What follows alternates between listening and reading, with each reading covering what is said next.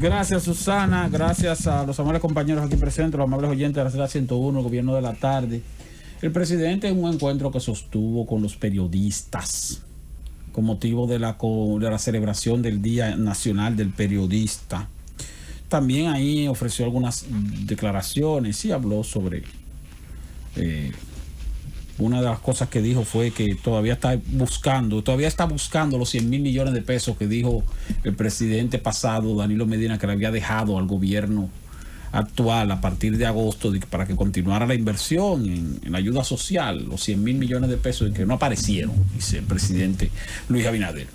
Pero también dijo que su prioridad para este año, y ha de ser así, es la reforma fiscal. O sea, el país necesita una reforma fiscal.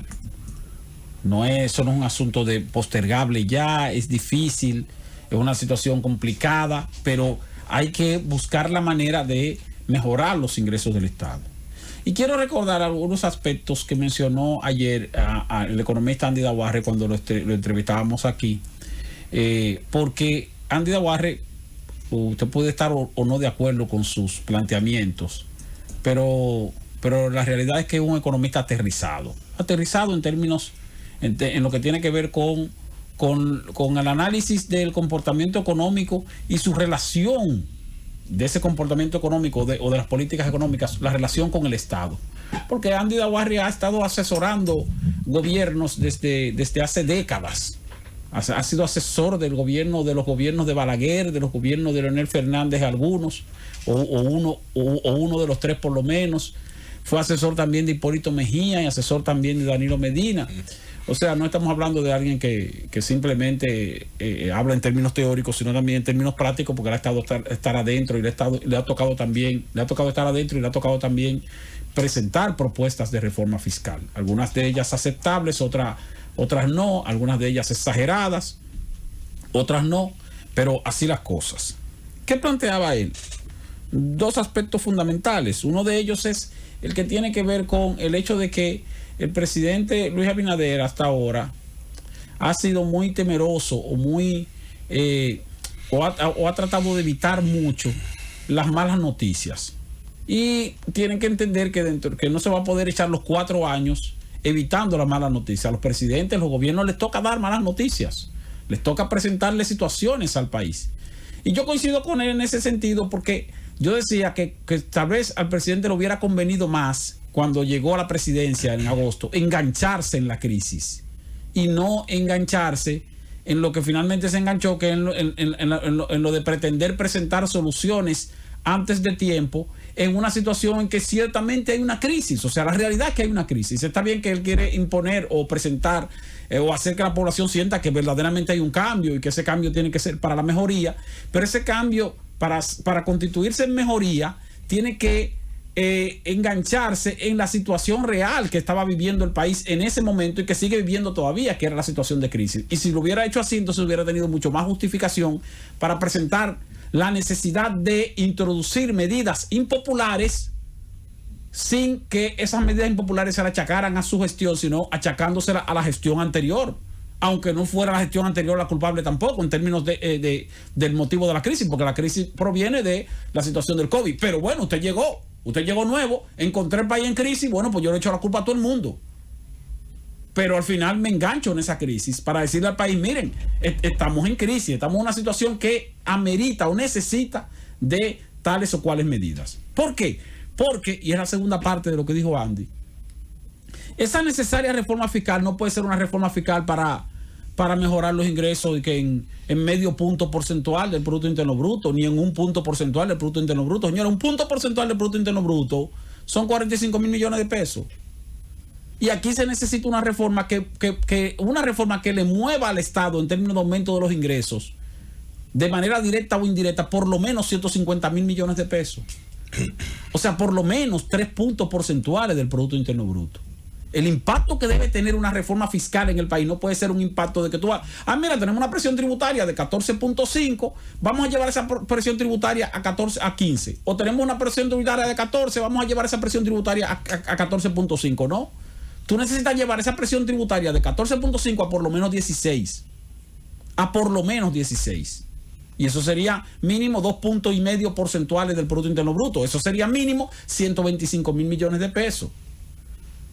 Cuando se introdujo la mini reforma en el proyecto de presupuesto para este año, que todo el mundo pegó el grito, señor, ¿ustedes saben cuál era el impacto de esa mini reforma? Era de 0,5 punto porcentual del Producto Interno Bruto, 24,000 millones de pesos, 25,000 millones de pesos. Eso era el impacto que tenía esa mini reforma, y eran 3 cositas, y viene como el país pegó el grito. Entonces, si el presidente sabe que la reforma fiscal es necesaria, casi imprescindible, y que hay que aprobarla este año, y sabe también que esa reforma no puede ser una reforma pequeña, porque tiene que ser un solo golpe. Usted no puede darle más de un golpe al país, porque tampoco puede venir el año que viene a decirle, mira, tenemos que hacer otro ajuste, o el año siguiente tenemos que hacer otro ajuste. No, vamos a hacer un solo es un tablazo. Pero si reaccionó encogido y le dio para atrás a una medida, a una mini reforma que era mínima, claro, debió darle para atrás porque fue como una especie de palo acechado. Pero eso era chiquititito en comparación con lo que se requiere en este país en términos de reforma fiscal, y en términos de necesidad de aumento de la presión tributaria, y en términos de necesidad de aumento de los ingresos del Estado. Eso era chiquitito en comparación con lo que se necesita. Por lo tanto, la reforma que ha de presentarse va a ser una reforma que va a ser 4 o 5 veces mayor a lo que se presentó en ese presupuesto del año pasado, de finales del año pasado para ejecución este año, y hubo que darle para atrás. Y eso con el agravante de otro aspecto que también le mencionábamos a Andy ayer, y él corroboraba, con el agravante de que ahora no se puede tocar lo que tiene que ver con las exenciones fiscales. Las exenciones fiscales a las empresas o a los sectores económicos de este país que tienen ciertamente exenciones fiscales. Y esas exenciones fiscales hay que revisarlas para reducirlas, para entonces de ahí el gobierno también tener ahí una compensación y un ingreso. Ingresos de impuestos que deja de cobrar, porque son exenciones fiscales. El problema es que como tú le quitas exenciones fiscales ahora a sectores que lo necesitan, que ahora sí lo necesitan, porque son sectores que han sido golpeados por el impacto de la paralización de la economía. ¿Cómo le quitamos las exenciones fiscales a la zona franca? ¿Cómo le quitamos las exenciones fiscales al turismo? ¿Cómo le quitamos las exenciones fiscales a otros sectores que reciben facilidades? Al sector industrial, la industria nacional a través de Proindustria. ¿Cómo se lo quitamos? O sea, se torna difícil. ¿Cómo se lo quitamos al propio sector minero, que tiene ciertas exenciones? Pero sin embargo es uno de lo que más le está aportando al fisco en este momento como sector individual. Tal vez haya algunos aspectos que se puedan tocar en cuanto a exenciones fiscales, pero al final, cuando se comiencen a revisar las exenciones fiscales, al que más se le va a perjudicar va a ser al consumidor final, porque las exenciones fiscales que va a haber que tocar son exenciones fiscales relacionadas con el ITEVIS. Y esas exenciones fiscales relacionadas con el ITEVIS afectan directamente al consumidor. ¿Cómo? Aplicándole el impuesto a transferencia de bienes industrializados y servicios ITEVIS a productos que hoy no lo pagan, que hoy están exentos. Y eso afectaría ¿a quién? Al consumidor final. Y eso también sería una eliminación de exención fiscal. Pero esa es la única vía, por el momento, para tú eliminar exenciones fiscales. Por lo tanto, también va a pesar sobre el consumidor. Y no sobre el consumidor infeliz, el de abajo. Porque aquí también cuando se habla de reformas, las reformas fiscales, señores, en este país no perjudican a los más pobres. Perjudican a la clase media. A la clase media baja, clase media media, clase media alta. No perjudican a los más pobres porque los más pobres no pagan impuestos. Los pobres no pagan impuestos.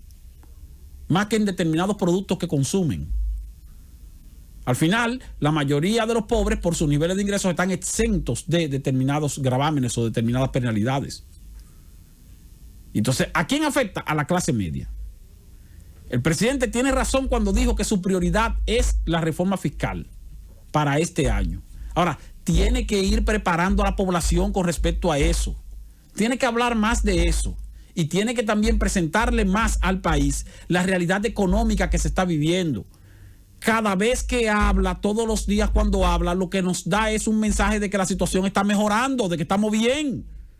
Y si da un mensaje todos los días, porque todos los días habla, todos los días inaugura algo, va a un palazo, a una palada, o a un Picasso, y entonces lo que hace es que destaca cómo ha mejorado tal o cual sector, cómo ha mejorado tal o cual sector, y nos está vendiendo la idea de que el país está bien, para luego entonces decirnos, mira, hay que hacer una reforma fiscal.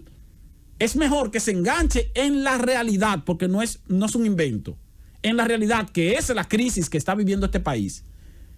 Y al engancharse ahí, decirle al país que este país todavía está en una situación de crisis económica profunda, en vez de dar buenas noticias, así entonces la población y los sectores productivos van a estar conscientes de que esa reforma es necesaria. Porque si no, le va a dar trabajo presentarla al país y le va a dar trabajo conseguir su aprobación, aun cuando necesita que así sea. Porque la otra alternativa es fatal. Es el endeudamiento público, mucho mayor al que ya era exagerado en el año 2019 y se sobreexageró en el año 2020. Imagínense ustedes que a partir del 21 o del 22 continuemos aumentando el nivel de endeudamiento cuando ya está en el 70% del Producto Interno Bruto.